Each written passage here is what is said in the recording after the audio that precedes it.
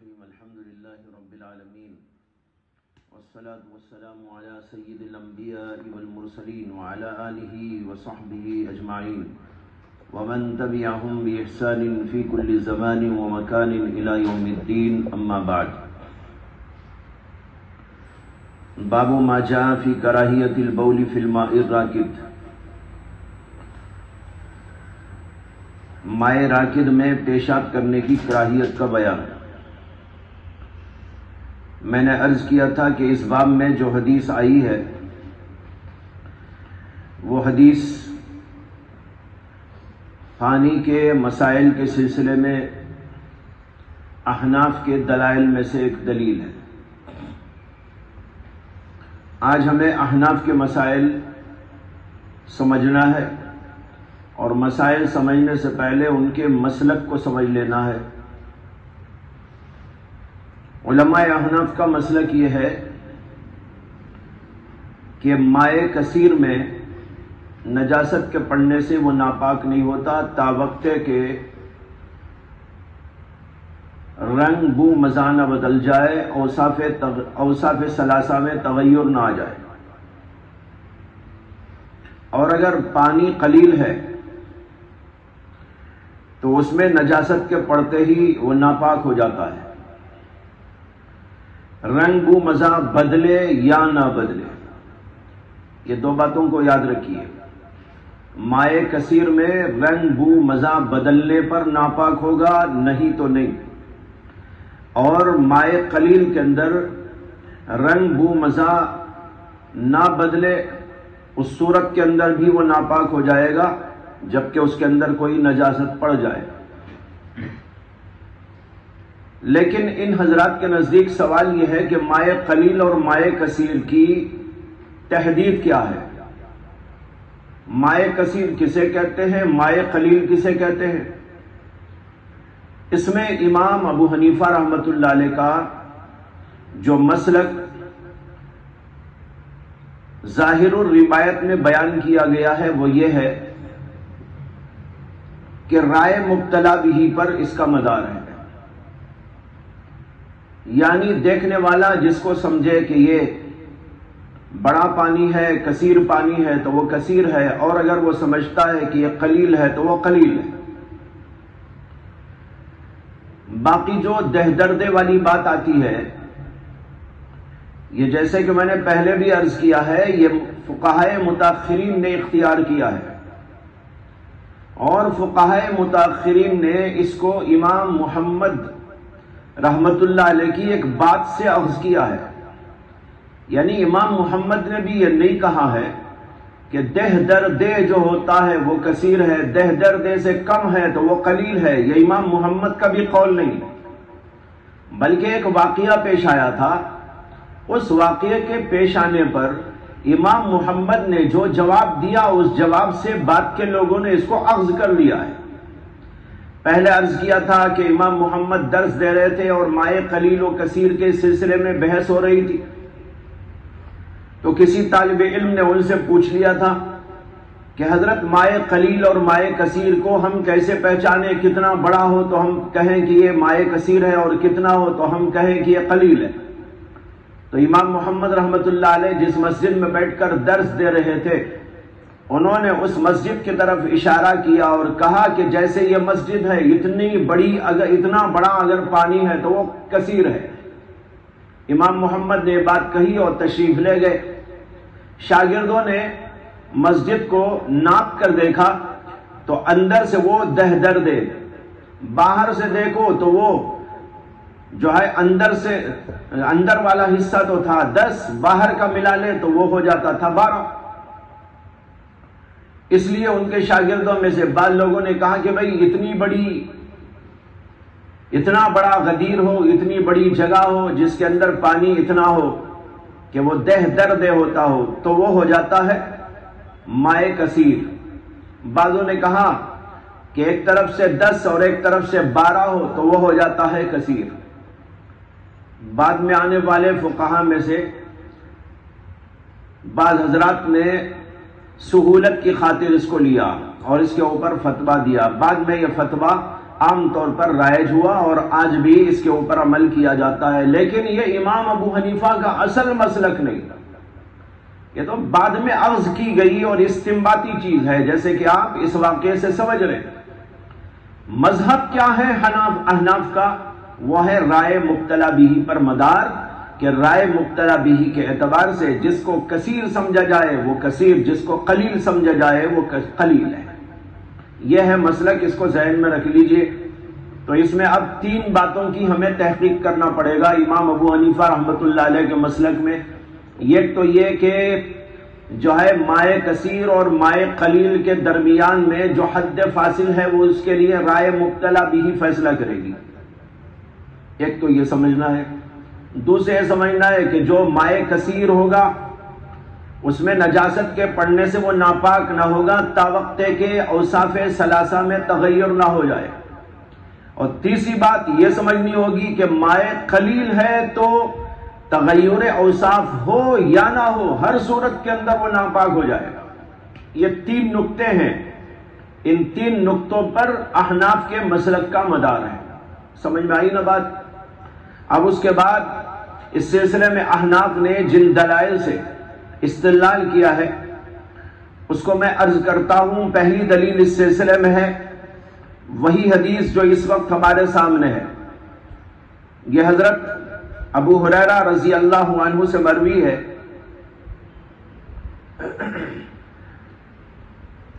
وہ کہتے ہیں کہ رسول اللہ صلی اللہ علیہ وسلم نے ارشاد فرمایا لا یبولن احدکم فی الماء الدائم ثم یتوضأ منہ،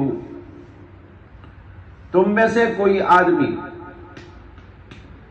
ٹھہرے ہوئے پانی میں پیشاب نہ کرے اور پھر اس سے وضو نہ کرے، یعنی پیشاب کر کے اسی پیشاب والے پانی سے وضو نہ کرے۔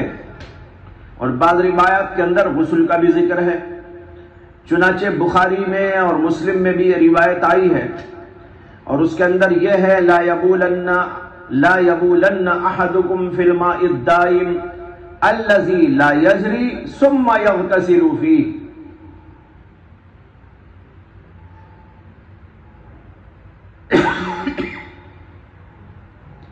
بعض روایتوں میں ثم یغتسل منہ بھی آیا ہے۔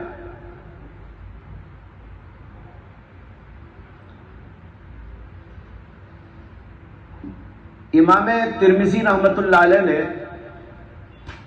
حدیث جو ذکر کی ہے اس کے اندر ماں کے ساتھ الدائم کی قید ہے، فی الماء الدائم، اور امام ترمذی نے باب قائم کیا ہے فی الماء الراکد۔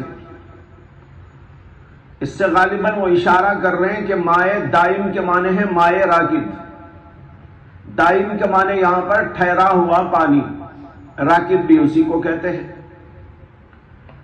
لیکن بعض علماء یہ کہتے ہیں کہ دائم کے معنی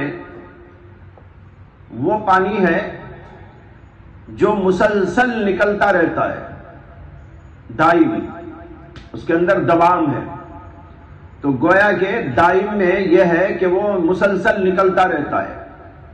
اسی لیے بعض روایتوں کے اندر اس میں قید لگا دی گئی لا یبولن احدکم فی الماء الدائم الذی لا یجری، اس پانی میں جو مسلسل نکل رہا ہو لیکن وہ جاری نہ ہو۔ تو اس سے معلوم ہوا کہ اس میں 2 قسمیں ہیں، ایک جاری ایک غیر جاری۔ یہ بیان کیا ہے علامہ انور شاہ کشمیری رحمۃ اللہ علیہ نے، اور اس کا تذکرہ کیا ہے علامہ بن نوری نے اپنی کتاب معارف السنن میں۔ لیکن عام طور پر علماء جو اس کا مطلب بیان کرتے ہیں وہ یہ ہے کہ دائم بھی راکد ہی کے معنی میں ہے، ٹھہرا ہوا پانی، اور الذی لا یجری اس کی گویا تفسیر ہے، اسے کہ جو ٹھہرا ہوا پانی ہوگا وہ لا یجری ہوگا، اس لیے الذی لا یجری کو ان حضرات نے صفت قرار دیا ہے اور کہا ہے کہ دائم اور راکد کی یہ تفسیر ہے۔ تو بہرحال اتنی بات سمجھ میں آئی کہ اس حدیث میں اللہ کے رسول علیہ السلام نے ٹھہرے ہوئے پانی میں پیشاب کرنے سے منع کیا جو جاری نہ ہو، اور پیشاب کر کے اس سے وضو کرنے اور غسل کرنے سے منع کیا۔ اب سمجھنے کی بات یہ ہے کہ اس کے اندر راکد کا ذکر کر کے اللہ کے نبی علیہ السلام نے غیر راکد کو الگ کر دیا. تو اس سے خود بخود سمجھ میں آ گیا کہ راکد اور غیر راکد کا حکم الگ الگ ہے. یہیں سے احناف نے استدلال کیا کہ مائع راکد ٹھہرا ہوا پانی جو کہ کم ہوتا ہے اس کا حکم الگ ہے، اور جو کہ جاری ہوتا ہے اور وہ کثیر کے حکم میں ہوتا ہے اس کا الگ حکم ہوتا ہے. ایک نقطہ تو سمجھ میں آ گیا ہے. یہاں سے وہ تین جو مسئلے تھے، تین جو نقطے تھے، اس میں سے ایک نقطہ تو اس سے سمجھ میں آ رہا ہے کہ مائع راکد میں پیشاب کرنے سے منع کیا اور فرمایا کہ اس پانی سے جو اس میں پیشاب کیا گیا ہے غسل اور وضو نہ کرو. معلوم ہوا کہ غیر راکد کا یہ حکم نہیں. ایک بات تو یہ سمجھ میں آئی. دوسرے اس کے اندر جو فرمایا گیا کہ پیشاب کر کے اس سے وضو نہ کرو، اس سے غسل نہ کرو، سوال یہ ہے کہ کیوں نہ کرو؟ معلوم ہوتا ہے کہ وہ ناپاک ہو جاتا ہے. اگر ناپاک نہیں ہوگا تو پھر منع کرنے کی بھی کوئی وجہ نہ ہوتی. معلوم ہوا کہ وہ ٹھہرا ہوا پانی جس میں پیشاب کر دیا گیا اس کو ناپاک قرار دیا ہے رسول اکرم صلی اللہ علیہ وسلم نے، اور اسی لیے یہ فرمایا کہ اس پیشاب کیے ہوئے پانی سے وضو نہ کرو، غسل نہ کرو. معلوم ہوا کہ وہ ناپاک ہو جاتا ہے. اب یہاں تھوڑی دیر کے لیے غور کیجئے کہ ٹھہرے ہوئے پانی میں پیشاب کرنے سے کیا اوصاف ثلاثہ میں تغیر آ جاتا ہے؟ کیا خیال ہے؟ یعنی رنگ بو مزہ بدل جاتا ہے پیشاب کرتے ہی. ایک آدمی نے پیشاب کر دیا، ٹھہرا ہوا پانی تھا، چشمہ چھوٹا سا تھا، اس کے اندر ایک آدمی نے پیشاب کر دیا، تو کیا پیشاب کرنے سے رنگ بو مزہ بدل جائے گا؟ ظاہر بات ہے کہ رنگ بو مزہ نہیں بدلتا. لیکن اللہ کے نبی کہہ رہے ہیں کہ اس سے وضو نہ کرو، اس سے غسل نہ کرو. معلوم ہوا کہ مائع قلیل، مائع راکد، اس کے اندر پیشاب کر دینے یا کوئی بھی نجاست کے پڑ جانے سے وہ ناپاک ہو جاتا ہے، اگرچہ کہ اوصاف ثلاثہ میں تغیر نہ ہو. یہ دوسرا مسئلہ بھی ثابت ہو گیا. اس سے سمجھ میں آ رہی بات؟ یہ ایک دلیل ہے احناف کی. دوسری دلیل اس سلسلے میں یہ ہے کہ خود حضرت ابو ہریرہ رضی اللہ عنہ سے مروی ہے کہ رسول اللہ صلی اللہ علیہ وسلم نے ارشاد فرمایا: اذا توضأ احدكم فليجعل في انفه ماء ثم لينتصر ومن استجمر فليوتر واذا استيقظ احدكم من نومه فليغسل يده قبل ان يدخلها في الاناء فان احدكم لا يدري اين باتت يده. یہ حدیث آپ نے کئی جگہ پڑھی ہوگی، ہدایہ کے شروع میں بھی موجود ہے اور اسی طرح قدوری کے اندر بھی موجود ہے. حدیث یہ ہے کہ اللہ کے رسول علیہ السلام نے فرمایا کہ تم میں سے کوئی آدمی اپنی نیند سے بیدار ہو تو اپنا ہاتھ برتن کے اندر داخل نہ کرے جب تک کہ اس کو دھو نہ لے. فَلْيَغْسِلْ يَدَهُ قَبْلَ أَن يُدْخِلَهَا. کیوں؟ فَإِنَّهُ لَا يَدْرِي أَيْنَ بَاتَتْ يَدُهُ. کیونکہ اسے خبر نہیں ہے کہ اس کا ہاتھ رات کہاں گزارا، ادھر ادھر پڑ گیا ہو. یہ حدیث ترمذی میں بھی آپ پڑھ چکے ہیں، گزر چکی ہے. اس کی تفصیلات بھی آپ کے سامنے عرض کر دی گئی تھی. یہ حدیث بھی احناف کے دلائل میں سے ایک دلیل ہے. احناف کہتے ہیں کہ اس کے اندر ایک متوہم نجاست پر حکم لگایا ہے اللہ کے رسول علیہ السلام نے. اسے کہ یقینی بات تو نہیں ہے نا، کیونکہ خود آپ کہہ رہے ہیں فَإِنَّهُ لَا يَدْرِي أَيْنَ بَاتَتْ يَدُهُ. ہاتھ کہاں پڑ گیا تھا پتہ نہیں، اس لیے تم ہاتھ ڈالنے سے پہلے ہاتھ کو دھو ڈالو، ہو سکتا ہے کہ اس کے اوپر نجاست ہو. اب سوال یہ ہے کہ وہ نجاست اگر لگی بھی رہے گی ہاتھ پر، حتیٰ کہ پتہ بھی نہیں چل رہا ہے، اسی لیے اللہ کے نبی کہہ رہے ہیں لا یدری این باتت یدو، پتہ نہیں کہاں ہاتھ پڑ گیا ہو. اگر لگا ہوا ہوگا ہاتھ پہ تب تو یقین ہوگا نا تب تو دھونے کا حکم یقینی ہے. یہاں تو حضور کہنے پتہ نہیں کہاں ہاتھ پڑ گیا اور تم کو نجاست لگی ہوئی نظر نہ بھی آ رہی ہو تب بھی تم ہاتھ کو دھو کر برتن میں ڈالو. ایسی نجاست. اب وہ ہاتھ پڑ گیا تو بھائی سوال یہ ہے کہ ہاتھ کے پڑ جانے سے کیا رنگ بو مزہ بدل جائے گا؟ نہیں بدلے گا نا. مثلاً گھڑا آپ کا رکھا ہوا ہے, گھڑے کے اندر آپ نے ڈال دیا ہاتھ, تو کیا رنگ بو مزہ بدل گیا؟ نہیں بدلا. لیکن آپ اس کے باوجود کہہ رہے ہیں کہ ایسا نہ کرو. یہ نہ کرو کہنے کی وجہ یہی تو ہے کہ اگر کرو گے تو ناپاک ہو جائے گا, اور اگر وہ ناپاک ہوگا تو اس بنیاد پر ہوگا کہ ہاتھ پڑ گیا یا اس میں نجاست کا کچھ اثر آ گیا, اگرچہ رنگ بو مزہ نہ بدلا ہو. یہ بھی اس بات کی دلیل ہے کہ رنگ بو مزہ بدلے یا نہ بدلے, دونوں صورتوں کے اندر مائع قلیل کا حکم یہ ہے کہ وہ نجس و ناپاک ہو جاتا ہے. سمجھ میں آئی نا بات؟ یہ دوسری دلیل ہے. یہ حدیث ابو ہریرہ رضی اللہ عنہ سے جو آئی ابھی عرض کی, اس کو امام ترمذی نے, نسائی نے, ابن ماجہ نے, ابو داؤد نے, اصحاب سنن اربعہ نے روایت کیا ہے. اس کے بعد ایک اور دلیل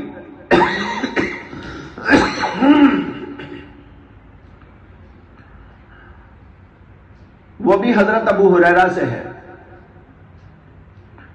وہ یہ ہے کہ رسول اللہ صلی اللہ علیہ وسلم نے فرمایا یغسل الاناء اذا ولغ فیہ الکلب 7 مرات.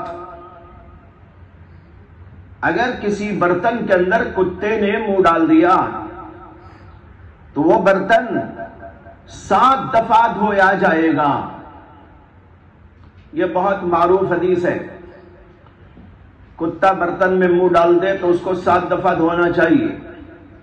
ائمہ ستہ نے یعنی بخاری, مسلم, ترمذی, ابو داؤد, نسائی, ابن ماجہ سب نے اس کو روایت کیا ہے. اعلیٰ درجے کی صحیح ترین حدیث ہے. اور اوپر کی جو حدیث ہے وہ بھی سب کی سب صحیح ہے جو عرض کی گئی. اور ایک روایت میں یوں آیا ہے طہور اناء احدکم اذا ولغ فیہ الکلب ان یغسلہ 7 مرات. کتا منہ ڈال دے برتن میں تو اس برتن کی پاکی یہ ہے کہ اس کو 7 دفعہ دھویا جائے. یہ حدیث ہے. اس حدیث سے علماء احناف استدلال کرتے ہیں کہ دیکھو برتن میں اگر پانی رکھا ہوا ہے, کتے نے منہ ڈال دیا, رنگ بو مزہ کیا بدلا؟ بدلا. لیکن اللہ کے رسول علیہ السلام اس کو کہہ رہے ہیں کہ اس کو دھونا ہے, اور یہ 2 3 نہیں 7 دفعہ دھونا ہے. جمہور کا مسلک بھی یہی ہے کہ 7 دفعہ دھونا ضروری ہے. احناف کا مسلک یہ ہے کہ 3 دفعہ دھونے سے بھی کام چل جائے گا. یہ مسئلہ تو آگے آئے گا. لیکن بہرحال 7 دفعہ دھونا ہو یا 3 دفعہ دھونا ہو, اتنی بات تو ثابت ہو گئی کہ وہ ناپاک ہو جاتا ہے. اب دیکھو مائع قلیل میں کتے نے منہ ڈال دیا, اللہ کے نبی کہتے ہیں کہ وہ ناپاک ہو جائے گا. اگرچہ رنگ بو مزہ بدلنے کی کوئی بات وہاں پر نہیں ہے. معلوم ہوا کہ مائع قلیل میں رنگ بو مزہ بدلے کہ نہ بدلے, ہر صورت کے اندر وہ ناپاک اور نجس ہو جاتا ہے. مائع کثیر کہ اس کے اندر کوئی نجاست پڑ جائے تو وہ ناپاک نہیں ہوتا جب تک کہ رنگ بو مزہ نہ بدلے. یہ دوسرا نقطہ ہے. اس کے لیے دلیل اگلے باب میں آنے والی حدیث ہے جس کو امام ترمذی نے اپنی سند کے ساتھ پیش کیا ہے. تفصیلات تو آگے آئیں گی جب وہ باب پڑھایا جائے گا.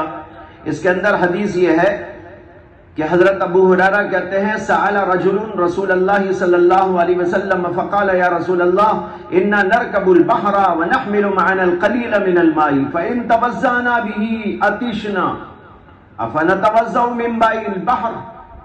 ایک آدمی نے آ کر سوال کیا رسول اللہ صلی اللہ علیہ وسلم سے کہ یا رسول اللہ ہم لوگ سمندر کا سفر کرتے ہیں اور اپنے ساتھ تھوڑا سا پانی پینے ونے کے لیے لے جاتے ہیں, تو اور اگر ہم اس سے وضو کر لیں عطشنا تو ہم پیاسے رہ جائیں، اس لیے کہ وہاں جو پانی ملے گا سمندر کا پانی ہوگا، وہ تو پینے کے قابل نہ ہوگا، کڑوا کسالا پانی۔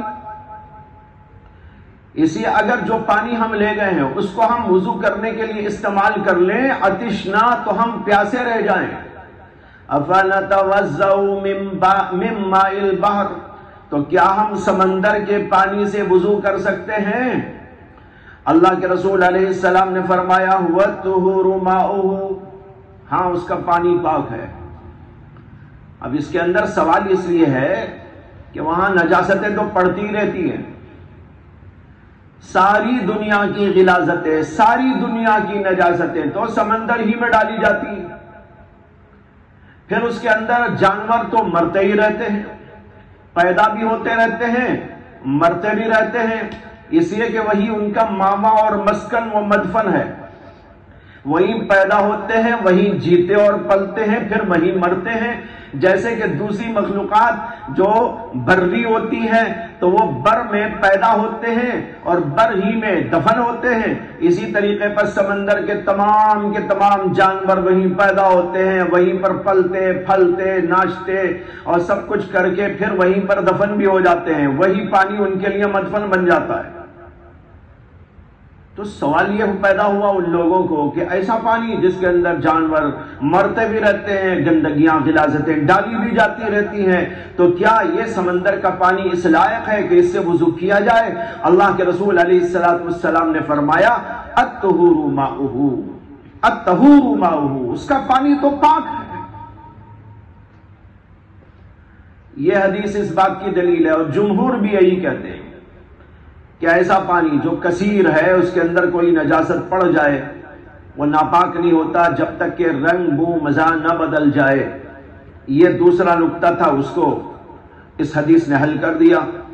اب صرف ایک بات رہ گئی احناف کے مسلک میں، وہ یہ ہے کہ مائع قلیل اور مائع کثیر میں فرق کو امتیاز کرنے کا معیار رائے مبتلا بہی کو قرار دیا گیا ہے۔ اس کی کیا دلیل؟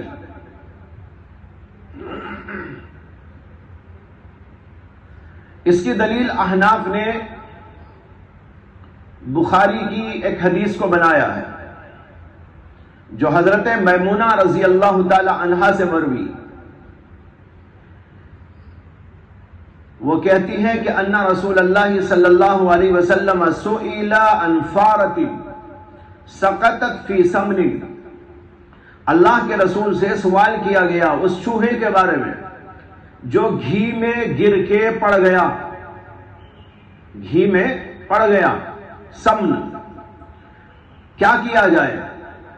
اللہ کے رسول علیہ السلام نے فرمایا القوها وما حولها فاطرحوه وكلوا سمنكم، آپ نے کہا کہ اس چوہے کو نکال کر ڈال دو، باہر پھینک دو، وما حولها، اور جو اس کے اطراف و جوانب میں ہے اس کو بھی نکال ڈالو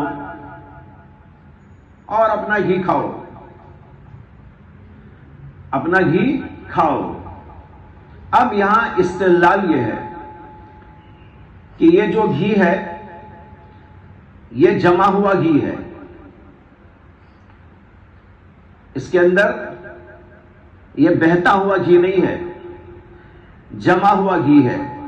اس کے اندر اگر پڑ جائے چوہا یا کوئی بھی نجاست، اللہ کے رسول علیہ السلام نے فرمایا کہ اس نجاست کو اٹھا کے پھینک دو، اور جو اس کے اطراف و جوانب میں ہے نا اس کو بھی نکال ڈالو۔ سوال یہ ہے کہ کتنا نکالیں؟ 1 انچ نکالیں، 8 انچ نکالیں، 2 انچ نکالیں، یا ایک جو ہے اس سے بھی کم نکالیں؟ سوال پیدا ہوتا نا۔ حدیث کے اندر اس کا ذکر نہیں کیا گیا، یہ ہمارے اوپر آپ کے اوپر چھوڑ دیا گیا ہے کہ بھائی تم جہاں تک سمجھتے ہو کہ اس کا اثر پہنچا ہوگا نا اتنا نکال دو۔ اب ایک آدمی بیٹھا ہوا ہے وہ کہتا ہے بھائی اتنا نکالو، اور ایک کہتا ہے نہیں اور ذرا نکال دو، چلو کوئی بات نہیں۔ تو دیکھیے اس میں رائے مبتلا بھی کا اعتبار اللہ کے نبی علیہ السلام نے کیا ہے کہ نہیں کیا ہے؟ علماء احناف کہتے ہیں کہ بعض مسائل کے اندر رائے مبتلا بھی کا بھی اعتبار ہوتا ہے، اس حدیث کے اندر اس بات کا ثبوت موجود ہے، اور اگر آپ رائے مبتلا بھی کا اعتبار نہیں کریں گے تو اس حدیث کے اوپر قیامت تک عمل نہ ہو سکے گا۔ لہذا معلوم ہوا کہ کسی چیز کے معیار بنانے کے لیے بعض وقت جہاں پر صراحت موجود نہ ہو، جہاں پر کوئی تفصیلات موجود نہ ہو، تو وہاں پر ہم اس کو بھی رائے مبتلا بھی کو بھی معیار بنا سکتے ہیں۔ یہ حدیث اس کی دلیل ہے۔ اس کے اوپر یہ اشکال کیا جاتا ہے کہ حدیث میں تو معیار موجود ہے اور وہ ہے قلتین، قلتین والی حدیث، اس کے اندر تو اللہ کے رسول علیہ السلام نے معیار بتا دیا ہے، 2 قلے کثیر کا معیار ہے، اس سے کم ہے تو وہ قلیل ہے، یہ کہا جاتا ہے۔ اس کا جواب علماء احناف نے 2 طرح دیا ہے۔ ایک تو یہ جواب دیا کہ یہ حدیث بہت سے علماء کے نزدیک ضعیف ہے، کمزور ہے، جیسے کہ آپ نے تفصیلات سن لی۔ اس کے مقابلے میں یہ حدیث بالکل بے غبار ہے، بخاری کی حدیث ہے۔ ایک تو یہ جواب ہے، یعنی اس حدیث کے مقابلے میں یہ حدیث اعلیٰ درجے کی ہے، تو اس سے جو معیار نکل رہا ہے اس کے مقابلے میں احناف اس معیار کو ترجیح دے رہے ہیں جو اس حدیث سے ثابت ہو رہا ہے۔ سمجھ میں آئی نا بات؟ اس سے بھی ایک معیار نکل رہا ہے، اس سے بھی ایک معیار نکل رہا ہے، لیکن اس حدیث کے مقابلے میں وہ حدیث ظاہر بات ہے کم درجے کی ہے۔ بہت سے تو مانتے ہی نہیں ہیں، مان بھی لیا جائے تو بہرحال اس سے تو کم درجے کی حدیث ہے، اس لیے اس سے ثابت ہونے والے معیار کو بنیاد بنانے کے بجائے احناف نے اس کو معیار بنایا جو اس حدیث سے ثابت ہے، اس لیے کہ یہ اعلیٰ درجے کی حدیث۔ بعض حضرات نے یہ جواب دیا ہے کہ دونوں میں کوئی تعارض نہیں، اور یہ جواب علامہ رشید احمد گنگوہی کی بات سے مستفاد ہوتا ہے جو میں نے کل عرض کیا تھا۔ انہوں نے کہا تھا کہ قلتین کا جو مسئلہ ہے حدیث میں جو بیان کیا گیا ہے وہ اس وقت ہے جب رائے مبتلا بھی وہی ہو جائے۔ کل بات آئی تھی، علامہ رشید احمد گنگوہی کہتے ہیں کہ احناف یہ کہتے ہیں رائے مبتلا بھی کا اعتبار ہے، حدیث کہتی ہے قلتین کی بات ہے، تو یہ دونوں میں تعارض نہیں ہے۔ یہ حدیث کا مطلب یہ ہے کہ عام طور پر اس سے یہ سمجھا جا سکتا تھا، اس لیے اس کو بیان کیا گیا ہے۔ اس لیے رائے مبتلا بھی وہی ہو جائے کسی کی تو وہی معیار ہے۔ اور پھر انہوں نے یہ بھی کہا کہ گڑھا کھودا گیا اور اس کے اندر 2 قلے پانی ڈالا گیا اور پھر دیکھا گیا ادھر کا پانی ادھر، ادھر کا پانی ادھر، حرکت کرتا ہے کہ نہیں کرتا، حرکت کرنے کی بنیاد پر تو کہتے ہیں کہ حرکت بھی نہ ہوئی۔ اس کو سامنے رکھ کر انہوں نے کہا کہ اس حدیث کا مطلب یہ ہے کہ قلتین بھی معیار ہو سکتا ہے اگر کسی کے ذہن کے اندر یہی آتا ہے کہ یہی کثیر ہے، تو لہذا وہ بھی ایک صورت ہے، یعنی رائے مبتلا بھی کی ایک صورت اس کے اندر بیان کی گئی، لہذا اس میں اور اس کے اندر کوئی تعارض نہیں ہے۔ دوسرا جواب دیا گیا ہے، اور یہ جواب جیسے کہ میں نے عرض کیا کہ حضرت علامہ رشید احمد گنگوہی رحمۃ اللہ علیہ نے دیا ہے۔ بہرحال آپ کو ان تمام احادیث سے جو ابھی پیش کی گئی احناف کے مسلک کی دلیل سامنے آ گئی، اور ان تمام احادیث سے 3 نقطے ثابت ہو گئے۔ ایک تو یہ نقطہ ثابت ہو گیا کہ مائع قلیل اور مائع کثیر کے درمیان حکم میں فرق ہے۔ مائع کثیر میں نجاست کے پڑنے سے وہ ناپاک نہیں ہوتا تاوقتے کے تغیر اوصاف نہ ہو، مائع قلیل کے اندر نجاست کے پڑنے سے وہ ناپاک ہو جاتا ہے چاہے تغیر اوصاف ہو یا نہ ہو۔ دوسری بات یہ سامنے آئی کہ مائع قلیل اور کثیر ان دونوں کے درمیان میں فرق و امتیاز کے لیے معیار رائے مبتلا بھی کو قرار دینا درست ہے، جیسے کہ حدیث کے اندر اس کو معیار تسلیم کیا گیا ہے۔ یہ باتیں آپ کے سامنے واضح طور پر آ گئی، یہی احناف کا مسلک ہے۔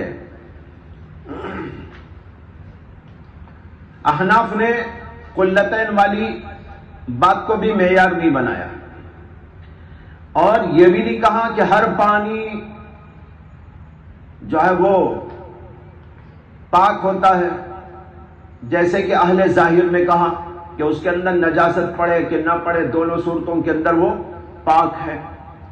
اور امام مالک نے جو معیار بیان کیا تھا کہ معیار ہی یہ ہے کہ رنگ بو مزہ بدل جائے تو وہ قلیل ہے، رنگ بو مزہ نہ بدلے تو وہ کثیر ہے، اس کو بھی معیار نہیں بنایا۔ اس کے بجائے یہ چیزیں بیان فرمائی جو اس وقت ہمارے سامنے آئی کہ مائع کثیر میں مائع قلیل میں فرق ہے، اور فرق کی بنیاد جو ہے رائے مبتلا بھی ہی ہے، اور پھر دونوں کے حکم کے اندر فرق ہے کہ کثیر پانی اگر ہے اس میں رنگ بو مزہ جو ہے رنگ بو مزہ نہ بدلے تو وہ پاک رہتا ہے، چاہے اس کے اندر نجاست پڑ جائے، لیکن اگر مائع قلیل ہے تو اس کے اندر نجاست کے پڑتے ہی وہ ناپاک ہو جائے گا، رنگ بو مزہ بدلے کہ نہ بدلے۔ اب اس کے بعد اگلا باب پڑھو۔ بسم اللہ الرحمن الرحیم، الحمد للہ رب العالمین والعاقبۃ للمتقین، والصلاة والسلام علی سید الانبیاء والمرسلین وعلی آلہ وصحبہ اجمعین ومن تبعهم بإحسان الى یوم الدین، اما بعد، فبالسند المتصل منا الى الشیخ الامام ابی عیسیٰ محمد بن عیسیٰ بن ثورۃ الترمذی رحمہ اللہ تعالی عنہ قال: باب ما جاء في ماء البحر انه طهور، وبه قال حدثنا قتيبة عن مالك، حدثنا ہی پڑھ رہے ہیں، وبه قال حدثنا قتيبة عن مالك قال وحدثنا الأنصاري قال حدثنا معن قال حدثنا مالك عن صفوان بن سليم عن سعيد بن سلمة من آل بن الأزرق أن المغيرة بن أبي بردة وهو من بني عبد الدار أخبره أنه سمع أبا هريرة رضي الله عنه يقول: سأل رجل رسول الله صلى الله عليه وسلم فقال: يا رسول الله، إنا نركب البحر ونحمل معنا القليل من الماء، فإن توضأنا به عطشنا، أفنتوضأ من البحر؟ فقال رسول الله صلى الله عليه وسلم: هو الطهور ماؤه الحل ميتته۔ باب ما جاء فی البحر انه طہور، یہ باب اس بارے میں ہے کہ سمندر کا پانی پاک ہے۔ اس کے اندر حدیث ہے جو ابھی آپ کو سنائی، مغیرہ ابن ابی بردہ فرماتے ہیں کہ انہوں نے حضرت ابو ہریرہ رضی اللہ عنہ کو یہ کہتا ہوا سنا: سأل رجل رسول اللہ صلی اللہ علیہ وسلم فقال یا رسول اللہ، ایک آدمی نے اللہ کے رسول سے سوال کیا، اس نے عرض کیا کہ اللہ کے رسول، انا نرکب البحر، ہم لوگ سفر کرتے ہیں سمندر کا، یعنی کشتیوں میں سوار ہو کے جاتے ہیں سمندر میں، نرکب، ونحمل معنا القلیل من الماء، اور اٹھا لے جاتے ہیں اپنے ساتھ پانی میں سے کچھ تھوڑا سا، یعنی کوئی مشکیزے میں لے جاتے ہیں، کوئی تھوڑا سا لے جاتے ہیں، اس لیے کہ سفر میں جاتے ہوئے، اور خاص طور پر سمندر کا سفر ہو تو بہت ضروری ہے، اس لیے کہ وہاں میٹھا پانی کہاں ملے گا، وہاں تو کڑوا کسالہ پانی ہی مل سکتا ہے، اس لیے تھوڑا سا پانی ہم ساتھ لے جاتے ہیں۔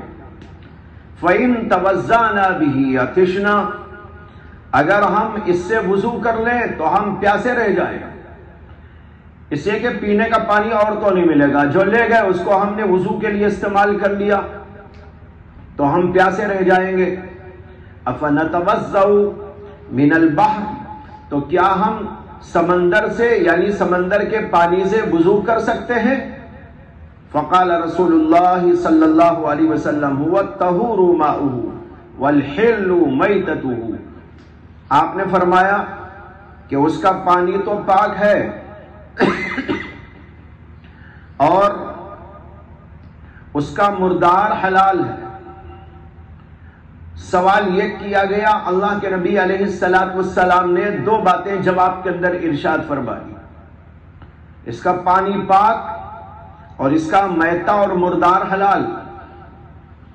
اس کے اندر جو آیا ہے سأل رجل، ایک آدمی نے سوال کیا، یہ کون آدمی تھا؟ اس کے بارے میں علامہ ابن بشکوال کہتے ہیں کہ یہ تھے عبداللہ المدلجی، اور امام نووی نے ذکر کیا ہے کہ سائل کا نام تھا عبید، اور ایک قول انہوں نے ذکر کیا ہے کہ سائل کا نام تھا عبد۔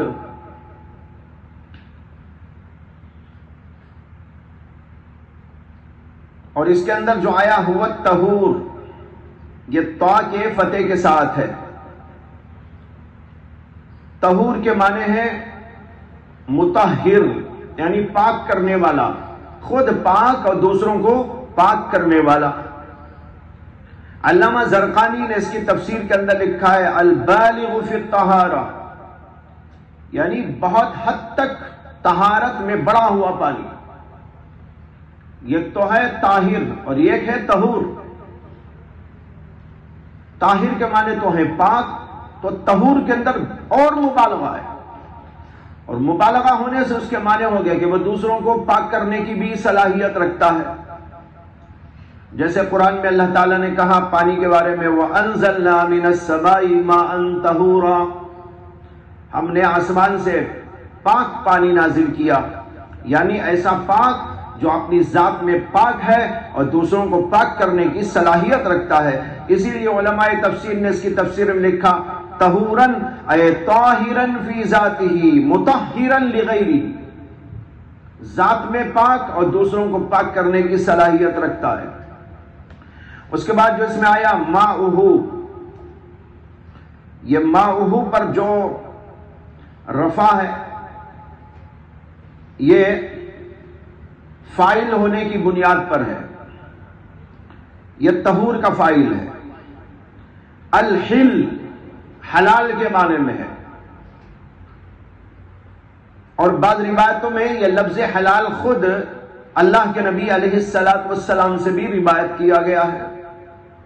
دارقطنی کی بعض روایات کے اندر حل کی جگہ حلال آیا۔ میتتہ پر جو رفع ہے وہ حل کا فاعل ہونے کی بنیاد پر ہے۔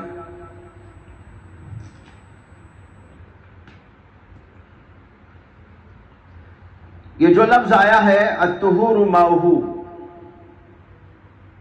اس کے اندر کئی ابحاث ہیں۔ پہلی بحث یہ ہے جو اس کے اعراب سے متعلق ہے، اس پر اعراب کیا ہے؟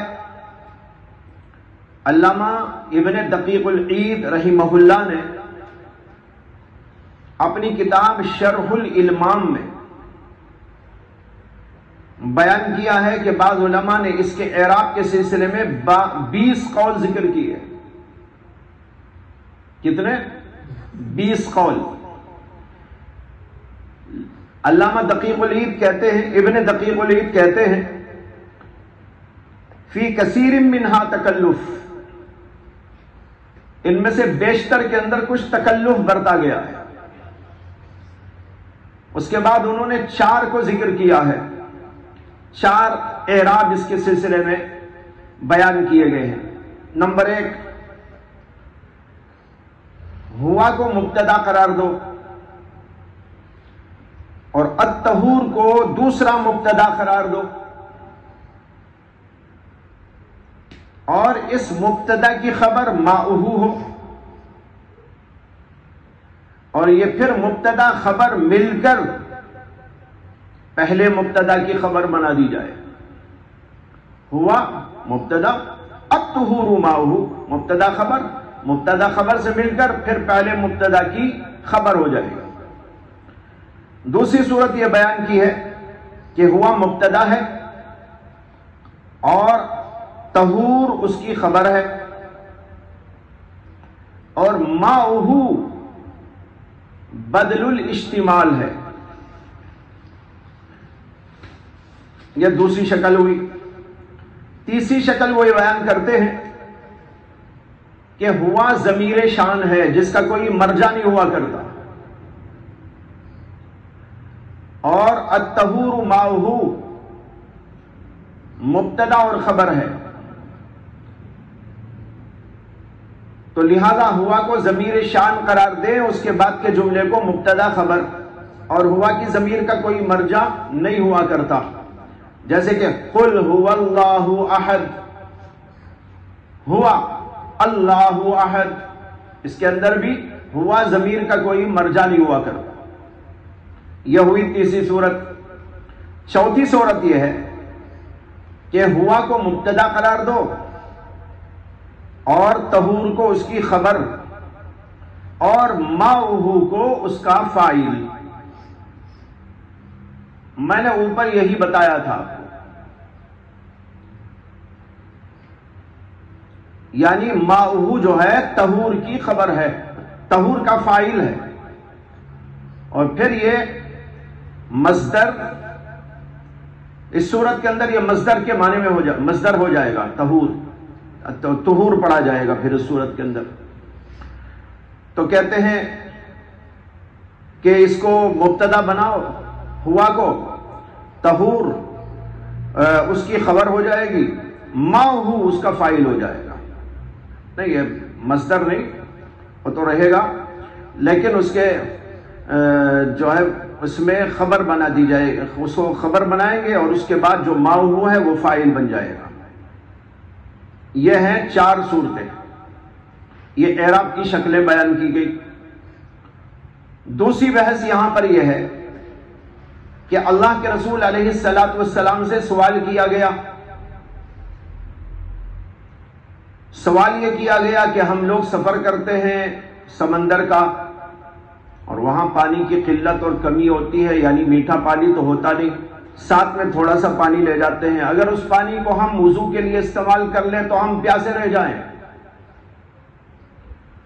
تو کیا ہم سمندر کے پانی سے وضو کر سکتے ہیں؟ اس پر اللہ کے رسول علیہ الصلاۃ والسلام نے جواب کے اندر یہ نہیں فرمایا کہ نعم, حالانکہ مختصر سا جواب یہی تو تھا کہ آپ کہہ سکتے تھے کہ نعم کر سکتے ہیں, لیکن آپ نے کہا هو الطہور ماؤہ. یہ اتنا لمبا جواب دینے کی کیا ضرورت تھی؟ اس سلسلے میں علماء نے کئی توجیحات بیان کی. ایک تو یہ بیان کیا ہے کہ اگر اللہ کے رسول علیہ الصلاۃ والسلام نعم کہہ کر جواب دے دیتے تو سمجھنے والوں کو یہ بات سمجھ میں آتی کہ ضرورت کے موقع پر اجازت ہے. اسے کہ سوال تو ایک ضرورت کے ماتحت کیا گیا ہے کہ ہم سمندر میں جاتے ہیں, وہاں پر ہمارے ساتھ میں پانی نہیں ہوتا, اگر ہم وہ پانی استعمال کر لیں جو ساتھ میں موجود ہے تو پیاسے رہ جائیں. ایسی سخت ضرورت کے اندر کیا سمندر کے پانی سے وضو کر سکتے ہیں؟ آپ اگر کہتے ہیں ہاں تو اس کا مطلب ہاں ایسی ضرورت میں استعمال کر سکتے ہیں. حالانکہ ایسی ضرورت ہو یا نہ ہو تب بھی کر سکتے ہیں, ہر صورت کے اندر کر سکتے ہیں. لہذا اللہ کے رسول علیہ الصلاۃ والسلام نے نعم سے جواب دینے کے بجائے یوں جواب ارشاد فرمایا کہ اس کا پانی تو پاک ہے. اسے کیوں اشکال ہو رہا ہے؟ اشکال کی کیا ضرورت ہے؟ بچنے کی کیا ضرورت ہے؟ استعمال کرو اس پانی کو, ضرورت ہو یا نہ ہو ہر صورت کے اندر اس کو استعمال کر سکتے ہو. یہ جواب الطہور ماؤہ سے جو سمجھ میں آ رہا ہے, ظاہر بات ہے یہ اس صورت میں سمجھ میں نہ آتا جب آپ جواب دیتے نعم کے ساتھ. ایک بات تو یہ ہے, یہ جواب دیا ہے ابن دقیق العید رحمہ اللہ نے شرح الامام میں. دوسرا جواب علامہ زرقانی نے دیا. انہوں نے فرمایا کہ اللہ کے رسول علیہ الصلاۃ والسلام نے نعم کہہ کر جواب نہ دیا بلکہ جملہ استعمال فرمایا طہور ماؤہ, تاکہ جواب کے ساتھ ساتھ جواب کی علت بھی سمجھ میں آ جائے. جواب کے ساتھ ساتھ جواب کی علت بھی سمجھ میں آ جائے. اگر آپ کہتے ہیں نام تو اتنا معلوم ہوتا جائز ہے، لیکن جائز کیوں ہے؟ اس کا جواب بھی اس کے اندر آ گیا، پانی پاک ہے اس لیے جائز ہے. اگر یہ نہ کہتے تو یہ نہ سمجھ میں آتا کہ یہ پانی پاک ہے کہ ناپاک ہے. اور پھر علماء اس سے استدلال نہ کر سکتے تھے کہ بھائی سمندر کا پانی پاک ہوتا ہے، بلکہ اتنا سمجھ میں آتا کہ بھائی یہ جائز ہے. آ رہا سمجھ میں؟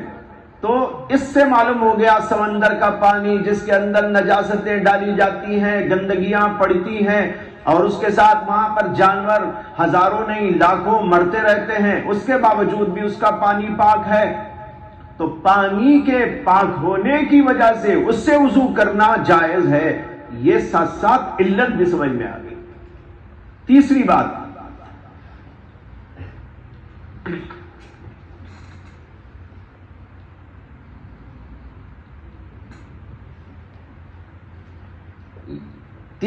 یہ ہے کہ اگر یہ سوال کا جواب آپ دیتے نام، تو اس سے اتنا سمجھ میں آتا وضو کرنا جائز ہے، باقی کچھ جائز نہیں ہے. اسے کہ سوال ہو رہا تھا وضو کریں یا نہ کریں، آپ کہتے نام، مطلب ہوتا کہ وضو کر سکتے ہو، لیکن دیگر اور مواقع کے لیے استعمال کرنے کے بارے میں جواب نہ ملتا. برتن دھو سکتے ہیں کہ نہیں دھو سکتے، کپڑے دھو سکتے ہیں کہ نہیں دھو سکتے، اس سے استنجا کر سکتے ہیں کہ نہیں کر سکتے، یا اس سے غسل بھی کر سکتے ہیں کہ نہیں کر سکتے. اسے کہ سوال تو سے محدود تھا وضو کے بارے میں. اگر اتنا کہہ دیتے نعم تو جواب وہیں تک محدود ہو جاتا. اللہ کے رسول علیہ السلام نے جو جواب دیا اس سے علی الاطلاق ان سب چیزوں کا جواز ثابت ہو گیا. یہ 3 وجوہات علماء نے بیان کیا، اور بھی ہو سکتی ہیں، حکمتیں ہیں. یہ حکمتیں رسول اللہ صلی اللہ علیہ وسلم سے ظاہر ہے کہ وضاحت کے ساتھ میں تو ثابت نہیں، علماء نے اس کو سمجھا ہے، اور علماء غور کریں گے تو ہو سکتا ہے کہ اور بھی علتیں سمجھ میں آ جائیں. دوسری بحث یہ تھی. تیسری بحث، یہاں پر سوال یہ ہے کہ حضرات صحابہ نے اللہ کے رسول سے سوال کیوں کیا؟ سوال کا منشا کیا ہے؟ سوال کی بنیاد کیا ہے؟ اسے کہ سوال بے وجہ تو نہیں کیا جا سکتا. اگر کوئی آدمی آپ کے پاس آئے اور آ کر کہنے لگے کہ پانی پینا جائز ہے کیا، آپ کہیں گے بھائی کیوں سوال پیدا ہو رہا آپ کو؟ ایک آدمی نے آ کر سوال کیا آم کھا سکتے ہیں کیا، آپ کہیں گے ارے یہ کیا سوال ہے، آم کھا سکتے ہیں کیا؟ کیوں آپ کو کیوں سوال پیدا ہو رہا ہے؟ تو دیکھیے سوال جب کرتا ہے آدمی تو یہ سوال پیدا ہوتا ہے کہ اس سوال کے پیچھے کیا علت ہے، کیا منشا ہے. یہاں بھی سوال پیدا ہوتا ہے کہ حضرات صحابہ نے آخر سوال ہی کیوں کیا تھا.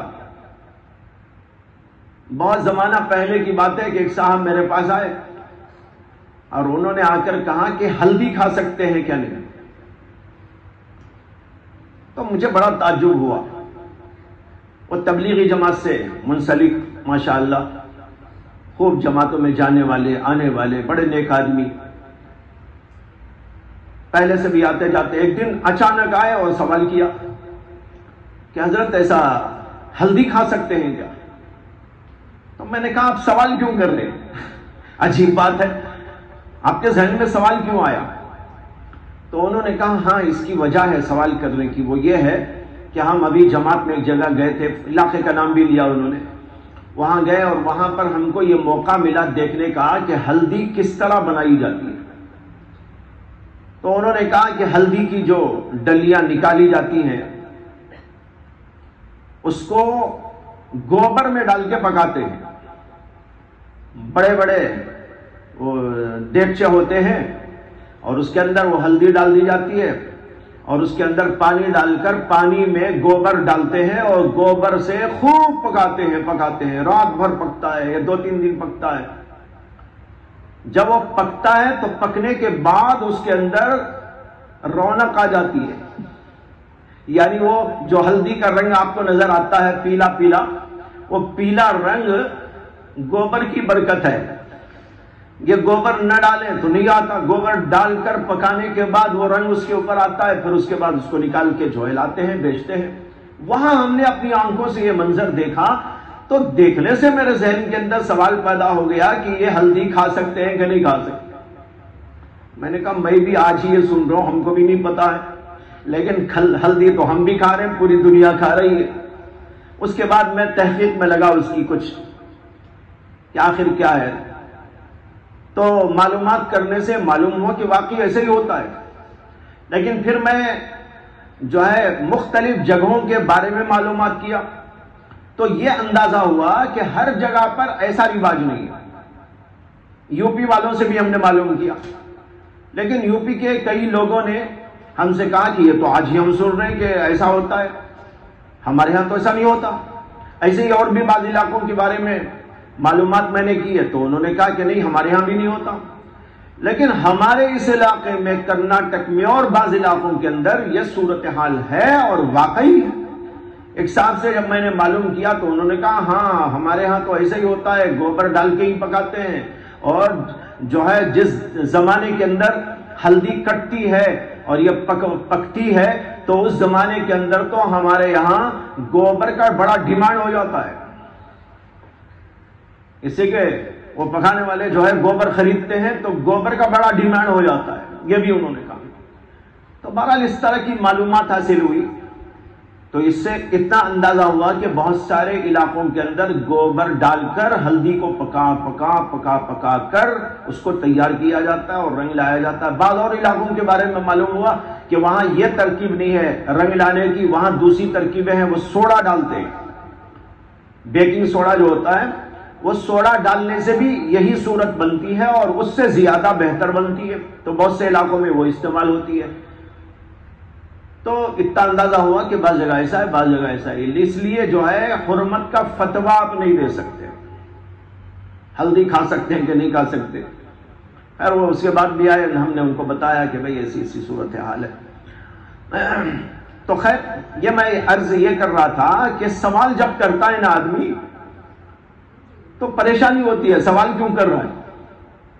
اسی طرح یہاں بھی اللہ کے نبی علیہ السلام سے سوال کیا حضرات صحابہ رضوان اللہ تعالی علیہ مجمعین نے۔ یہ سوال کرنے والے ایک صحابی تھے جن کے نام کے بارے میں بھی اوپر آپ کو بتایا گیا تھا، اور بعض روایتوں میں یہ بھی ہے کہ جو ہے سمندر کا سفر کر کے وہ آئے تھے اور اس کے بعد انہوں نے سوال کیا تھا، یعنی ان کو دقت پیش آئی ہوگی، اس دقت کے پیش نظر آ کر انہوں نے سوال پیش کیا اللہ کے نبی علیہ السلام کی خدمت میں۔ تو سوال یہ ہے کہ سوال کیوں پیدا ہوا، اس کی مختلف وجوہات ہو سکتی ہیں۔ ایک وجہ تو یہ ہو سکتی ہے کہ ایک حدیث کے اندر آتا ہے کہ اللہ کے رسول علیہ السلام نے فرمایا ان تحت البحر نارا وتحت النار بحرا، سمندر کے نیچے جہنم ہے، سمندر کے نیچے جہنم ہے۔ یہ ابو داؤد کے اندر روایت موجود ہے اور امام سعید ابن منصور نے بھی اپنے سنن کے اندر اس کو روایت کیا ہے، اور ابن عمر سے یہ موقوفاً آئی ہے۔ حدیث کا ایک جملہ ہے، یہ پوری حدیث تو یہ ہے لا ترکبوا البحر الا حاجا او معتمرا او غازیا فی سبیل اللہ، سمندر کا سفر تو نہ کرنا مگر اس وقت جب کہ حاجی بن کے جائے، یا عمرہ کرنے کے لیے جائے، یا غازی فی سبیل اللہ بن کے جائے۔ اس کے بعد یہ جملہ فَإِنَّ تَحْتَ الْبَحْرِ نَارًا، کیونکہ سمندر کے نیچے جہنم ہے، اسے سمندر کا سفر نہ کرو، سمندر ڈینجر چیز ہے، بلا ضرورت سفر نہ کرو۔ سفر کی ضرورت پیش آ جائے تو یہ 3 موقع ہیں سفر کے، اس میں ایک تو حاجی بن کر حج کے لیے جانا ہو یا عمرے کے لیے جانا ہو، یا غزوے کے لیے جانا ہو، لیکن یہ حدیث ضعیف ہے، کمزور ہے۔ اسی لیے جمہور علماء کا مسلک یہ ہے سمندر کا سفر کر سکتے ہیں، ان 3 موقعوں کے علاوہ بھی کر سکتے ہیں۔ امام بخاری رحمت اللہ علیہ نے بخاری کے اندر کتاب العلم کے اندر باب قائم کیا ہے، علم حاصل کرنے کے لیے سمندر کا سفر۔ حضرت موسیٰ علیہ السلام کا جو واقعہ پیش آیا تھا، خضر کے پاس گئے تھے، اس پورے واقعے کو اس باب کے اندر پیش کیا وہ لوگ۔ تو بہرحال جمہور علماء کے نزدیک سمندر کا سفر جائز ہے، یہ حدیث ضعیف ہے۔ تو بعض علماء کہتے ہیں کہ ممکن ہے کہ یہ حدیث ان صحابی کو پہنچی ہو اور اس وجہ سے انہوں نے سمجھا ہو جہنم اس کے نیچے ہوتی ہے تو پتہ نہیں اس کے کیا اثرات اس کے اندر ہوتے ہیں، اور اس وجہ سے اس سے وضو کرنا جائز ہوگا کہ نہ ہوگا، اس لیے انہوں نے سوال کیا۔ یہ بھی امکان ہے کہ ان صحابی کو وہ حدیث بھی پہنچی ہو جس کے اندر آتا ہے کہ اللہ کے رسول علیہ السلام نے فرمایا الوضوء مما مست النار، الوضوء مما مست النار، جو چیز آگ پہ پک جائے اس سے وضو کرنا ہے۔ اب دونوں کو ملایا ہوگا، سمندر کے نیچے جہنم تو پک رہا ہے پانی، اور حدیث کہہ رہی ہے الوضوء مما مست النار، تو لہذا یہ مما مست النار میں سے ہو گیا اور اس سے وضو نہیں ہوتا، اسی انہوں نے سوال کیا۔ تو ایک وجہ یہ ہو سکتی ہے۔ بعض علماء کہتے ہیں کہ سوال کا منشا یہ تھا کہ سمندر کے اندر جانور حیوانات مرتے رہتے ہیں، اس کی وجہ سے وہ شاید ناپاک ہو جاتا ہو، اس لیے انہوں نے سوال کیا کہ اس سے وضو کر سکتے ہیں کہ نہیں کر سکتے۔ ایک منشا یہ بھی ہو سکتا ہے سوال کا کہ سمندر کا پانی عام پانیوں کے اعتبار سے، رنگ کے اعتبار سے بھی اور مزے کے اعتبار سے مختلف ہوتا ہے، کڑوا ہوتا ہے، کسیلا سا ہوتا ہے، پینے کے قابل نہیں ہوتا، زیادہ آپ اس کو پی بھی نہیں سکتے، بلکہ بعض جگہ تک اتنا کھارا اور کڑوا ہوتا ہے کہ منہ میں رکھنے کے بھی قابل نہیں ہوتا۔ تو ایسا پانی اس سے وضو کر سکتے ہیں کہ نہیں کر سکتے، اس لیے کہ عام پانی کے اعتبار سے یہ پانی مختلف ہوتا ہے، اس لیے انہوں نے سوال پیش کیا اللہ کے نبی علیہ السلام کی خدمت میں۔ چوتھی بحث یہاں پر یہ ہے کہ بعض صحابہ کرام سے سمندر کے پانی سے وضو کرنے کی ممانعت و کراہت آئی۔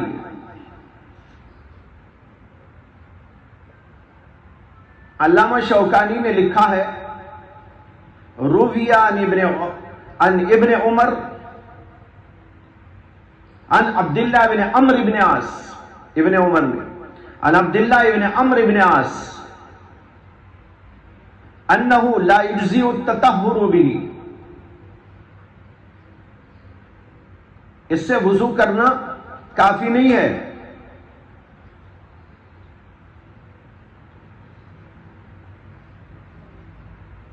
اور اسی طرح بعض علماء سے بھی ثابت ہے اور ابو ہریرہ رضی اللہ عنہ سے بھی ایک روایت نقل کی گئی۔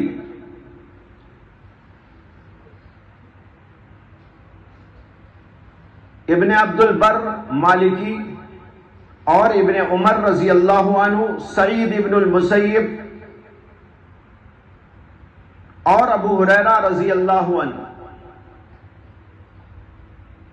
ان لوگوں سے کچھ روایتیں اس طرح کی ملتی ہیں جس سے اندازہ ہوتا ہے کہ ان حضرات کے نزدیک سمندر کے پانی سے غسل جائز نہیں، اور اس بات کا تذکرہ کیا ہے ابن ملقن رحمت اللہ علیہ نے اپنی کتاب البدر المنیر میں۔ لیکن یاد رکھیں کہ یہ جمہور علماء اور جمہور صحابہ کے مسلک کے خلاف ہے۔ تمام صحابہ ان ایک دو حضرات کو چھوڑ کر متفق ہیں اس بات پر کہ سمندر کے پانی سے وضو کرنا جائز۔ اسی طرح بعد کے علماء بھی ایک دو حضرات کو چھوڑ کر سب کے سب متفق ہے اس بات پر کہ سمندر کے پانی سے وضو جائز ہے، غسل جائز ہے۔ اور پھر یہ اختلاف کسی دور میں رہا تھا، لیکن اس کے بعد یہ ختم ہو گیا۔ اب تو پوری امت کا اجماع ہے، اب کسی کا کوئی اختلاف اس میں نہیں ہے۔ جن صحابہ سے مروی ان سے دوسری روایات بھی ثابت ہیں، جن علماء سے اس طرح کی بات آئی ہے ان سے بھی دوسری روایات ثابت ہیں۔ اس طرح بعد میں چل کر تمام کے تمام علماء کا، تمام کے تمام صحابہ کا اتفاق ہو گیا کہ سمندر کے پانی سے وضو غسل سب کو جائز ہے، اس کے اندر کوئی اشتباہ کی بات نہیں۔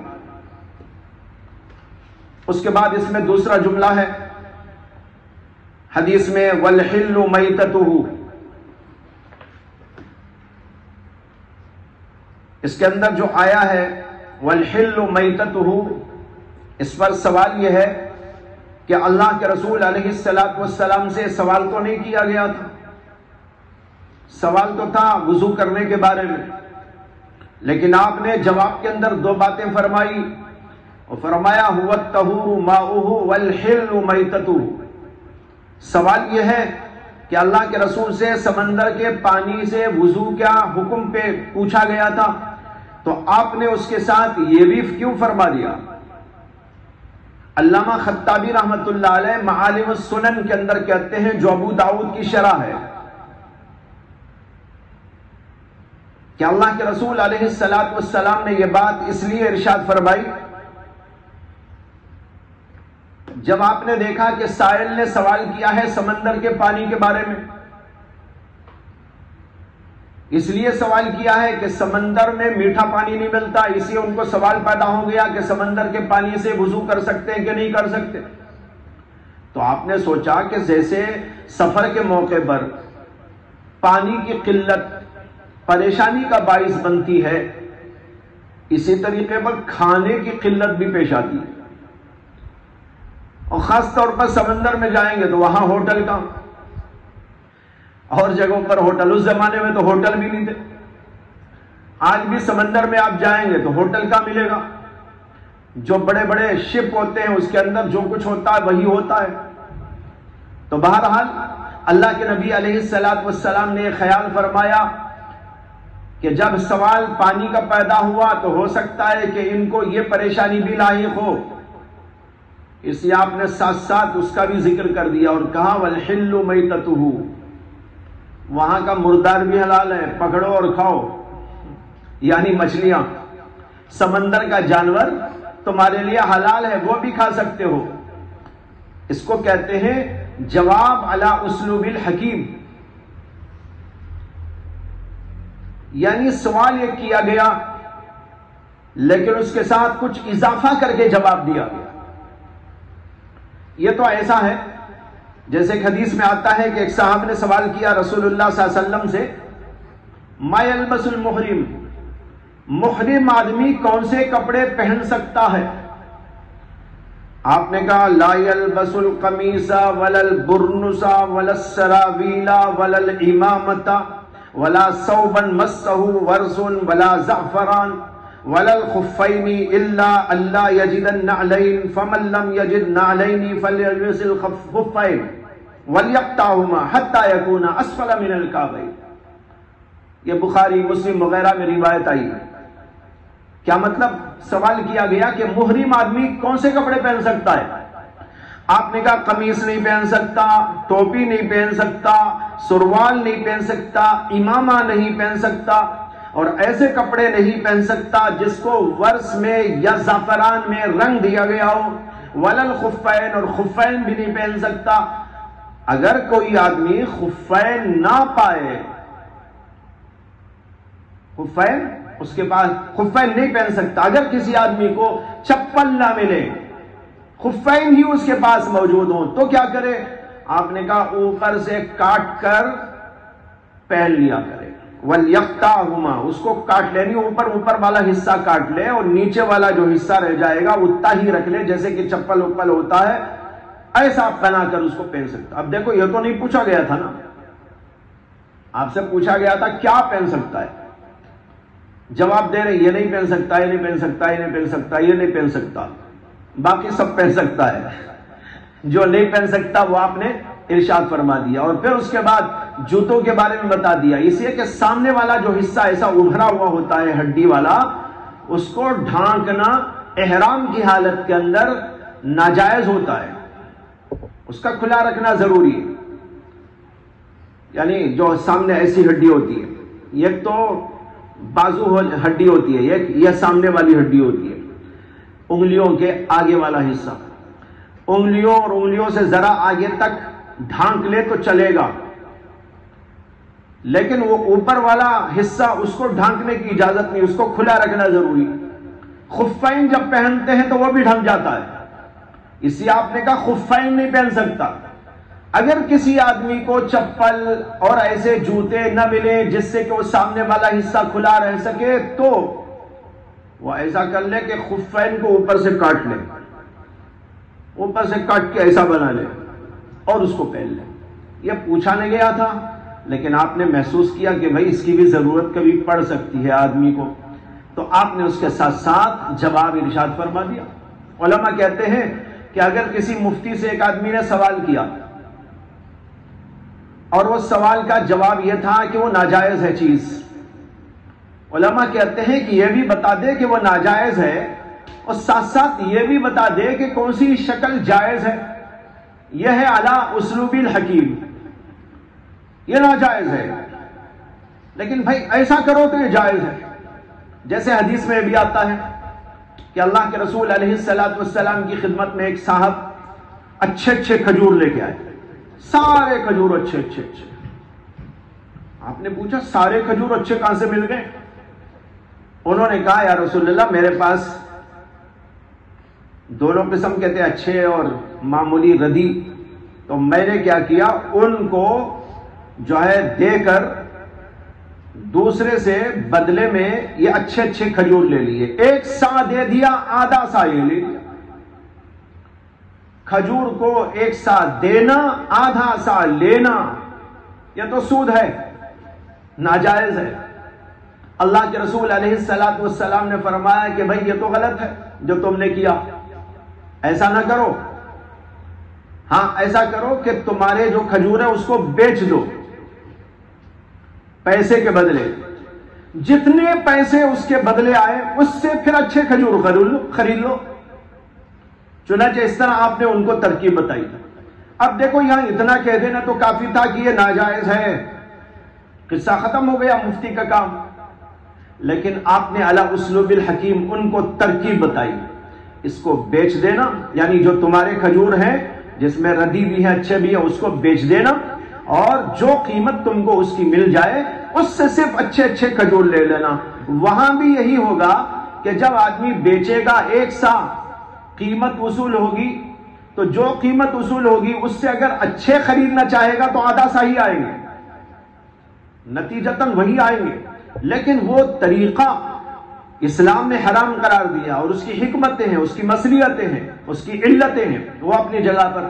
تو اللہ کے رسول علیہ السلام نے مسئلہ بتانے کے ساتھ ساتھ یہ بھی بتا دیا کہ اس طرح کر لینے سے اس کی اجازت ہو سکتی ہے۔ اس کو کہتے ہیں علی اسلوب الحکیم، جواب دینا۔ اللہ کے رسول علیہ السلام نے یہاں پر اسی طرح فرمایا کہ جواب بھی دیا، اور پھر اس کے ساتھ مزید ایک بات ارشاد فرما کر جو ضرورت پیش آ سکتی تھی اس کے بارے میں بھی ان صحابی کو بتا دیا۔ اس کے بعد اس میں اہم ترین بحث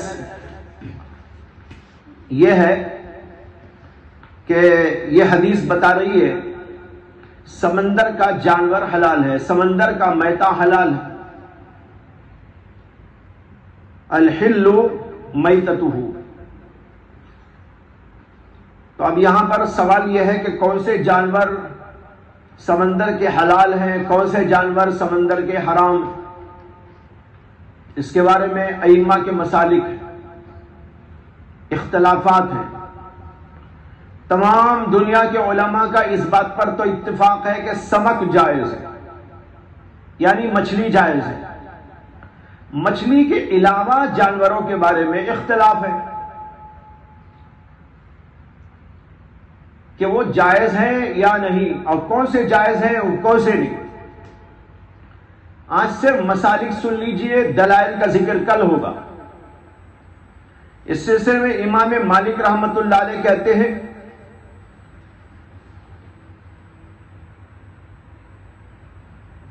کہ سمندر کے تمام جانور جائز ہیں بلا کسی استثناء کے۔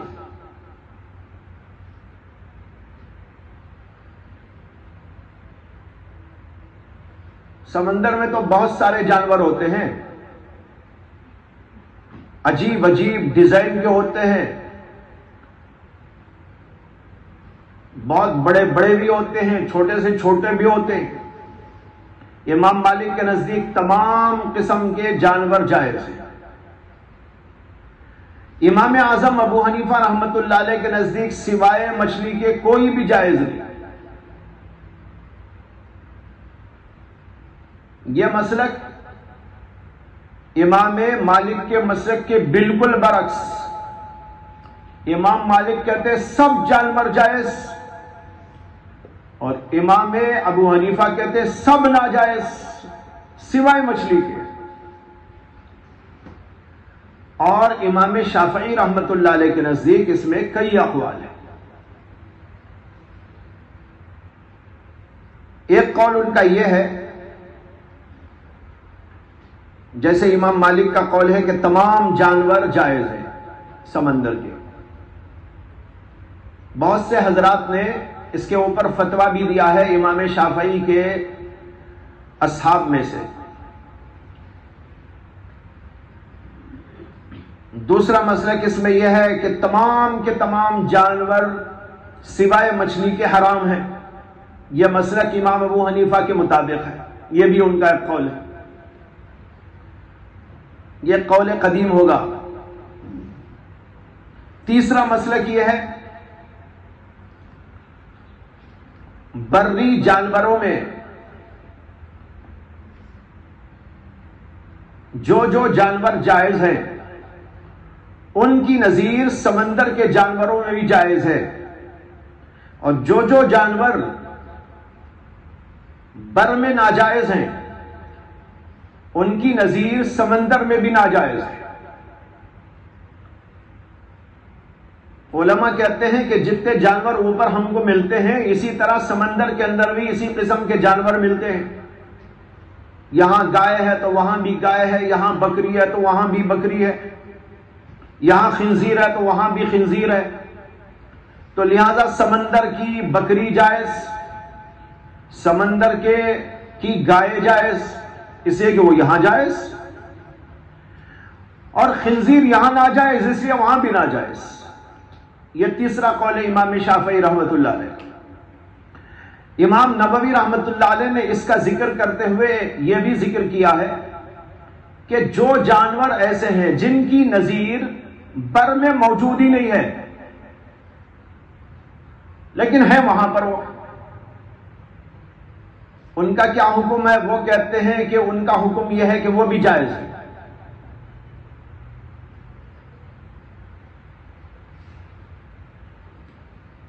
چنانچہ ان کی عبارت ہے فَعَلَى هَذَا مَا لَا نَظِيرَ لَهُ حلال، جس کی کوئی نظیر بر میں موجود نہیں ہے وہ جانور بھی حلال ہے۔